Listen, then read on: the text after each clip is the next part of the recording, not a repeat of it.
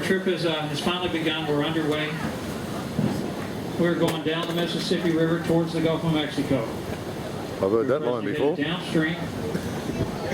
Presently we're 110 miles from the sea. If we follow the river, New Orleans is a considerable distance up the Mississippi from its actual mouth. Now the river itself is more than 2,300 miles long. It begins way up in the northern part of the United States in Minnesota. Starts out at a little bitty place called Lake Itasca. Starts out there as a very small, shallow stream. More than 2,000 miles later, it's flowing by New Orleans as one of the most major rivers of the world. Now, a river that starts off small and shallow becomes quite large and deep by the time it reaches us here in New Orleans. Right here where we are now, the river is about a half a mile wide. And the deepest place in the whole length of the Mississippi River, it's right over here on the right here in the middle, a place called Algiers Point, where the water is more than 200 feet deep. The river is very, very deep all through this area. The average depth of the water under the boat on our trip tonight will be somewhere around 75 or 80 feet. And a good bit of the night, the boat will be in over 100 feet of water. Now, the Mississippi River is all fresh water. We have no tide on this river. The river is generally flowing to the sea strong enough and fast enough that the incoming tides of the Gulf cannot come up against a strong outflowing river. Speed of the current out here changes almost daily. Our current speeds will generally range between 2 and 7 miles an hour. The fastest moving current normally happening in the springtime when the river's high in that flood stage. Keep in mind that this river, with all of its tributary streams, drains 2/3 of the United States. 31 states are drained by this river system. Now, during the course of this cruise, we're going to see a number of large ocean-going vessels. Because the river is so deep to this area, ships have no problem navigating it. The river is deep enough to allow shipping to use it as far inland as Baton Rouge, our state capital. Baton Rouge is 235 miles from the sea, 125 miles upriver above New Orleans. The United States Army Corps of Engineers guarantee the river to be at least 45 feet deep. They guarantee a 45-foot channel from the river's mouth as far inland as our capital.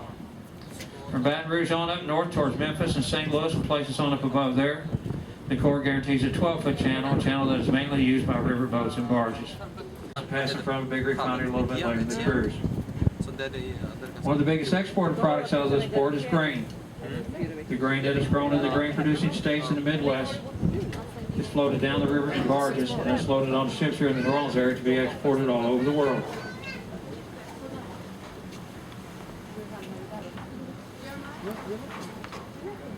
As we go downstream, you'll probably notice from time to time as you look over the levee, you'll notice how you appear to be looking down on the homes.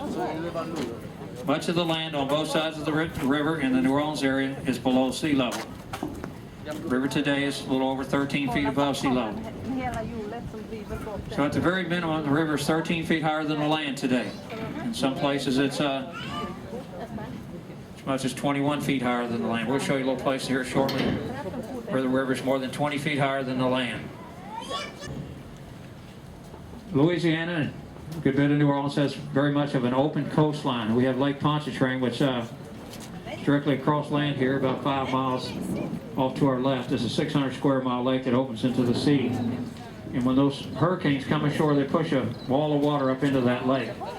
That lake in turn pushes water up all the various drainage canals that are located all throughout our city. And those canals' walls topped, and that's what allowed our city to be flooded. New Orleans hasn't been flooded by the Mississippi since back in the 1860s. There's a couple interesting ships that we're approaching here to the left. One is called the Cape Kennedy, the other is the Cape Knox. There are two ships here, one tied up right next to the other. They're exactly alike, they're twins.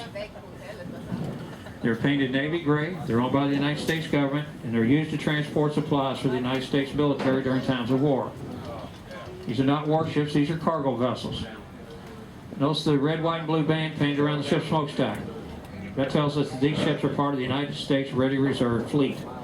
The U.S. government has ships similar to these stationed all around the coast of our country. They can be called into service within 4 days' notice. They're operated by civilians or members of the U.S. Merchant Marine. Now notice the Cape Kennedy. If you look closely up on the front of the deck house where the windows are located, Look at the base of the deck there. You'll see a large opening like there's a door. It's going to become a little more self-explanatory when we pass the ship on the back. But notice that these ships have no cargo booms nor derricks on their deck. There's no equipment on the deck of the ship that would be used to reach over the side and pick the freight up and bring it aboard.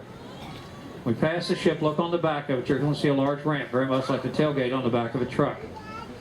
These big ramps are raised and lowered by cables and hydraulics, and when the ramps are in their lowered position, this actually allows 18-wheel trucks to drive over the ramp and into the ship. That big door up on deck allows those trucks to come up on the deck and deliver the containers and the freight up onto the deck of the ship. A ship like this is called a Ro-Ro, which stands for roll on, roll off. Notice at Cape Kennedy, the ramp is in the up position as if the vessel is fully loaded and ready to go to sea. Look at the inboard ship, the Knox, the ramp is in the lower position ready to take on some freight. Notice how big that ramp is. Heavy armor equipment can ride over it if necessary. It's wide enough that 18-wheel trucks can go and come at the same time. These Ro-Ro vessels allow the freight to be placed on and off of the vessel at a much faster pace. When the ship is fully loaded and ready to go to sea, that watertight door closes, the ramp closes up onto the back of the ship. Where the ship goes, the ramp goes with it. Mississippi River in place, especially during the months when we have high water. The levee is built and maintained by the United States Army Corps of Engineers. It's built with American taxpaying dollars. Great expense to the American taxpayers. But if we didn't have this levee, the river would be as wide as the eye could see right here. Wouldn't be that deep, but it'd be plenty wide. If you're looking through the trees here to the left, you'll see one of New Orleans' most unique houses. There's actually two of them. One's hiding behind the other back there in the trees. These are called the steamboat houses. They're built by an old steamboat captain. He built one for himself and one for a family member.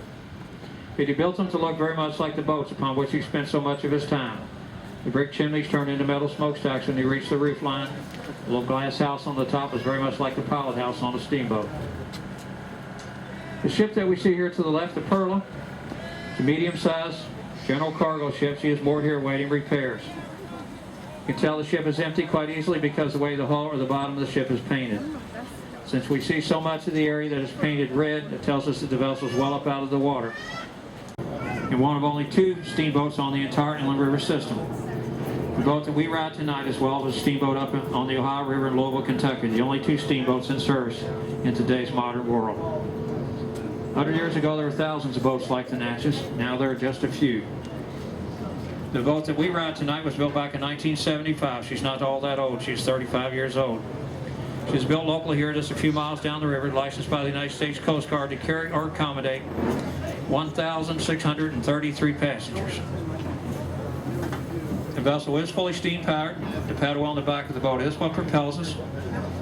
The boat has no propellers. The paddle will weigh 52,000 pounds. It is the only means of propulsion through the water. It is turned by large horizontal piston-driven steam engines. The big engines are very much like an old railroad locomotive, except they're a lot bigger. The engines have a 7-foot stroke on their pistons.